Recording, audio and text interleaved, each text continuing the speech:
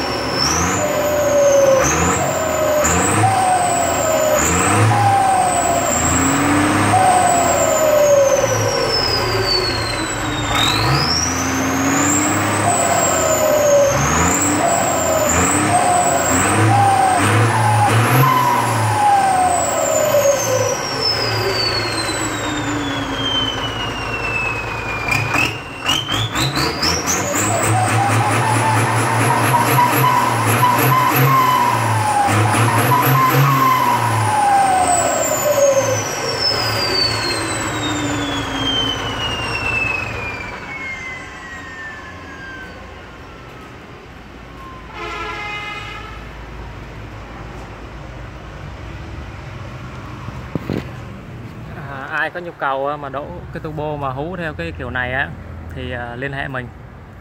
Chi tiết những cái dòng xe nào, dòng máy nào đổ được thì mình sẽ chi phí bao nhiêu thì mình sẽ để trong cái phần mô tả video đó. Rồi mình kết thúc video tại đây nha. Chào mọi người.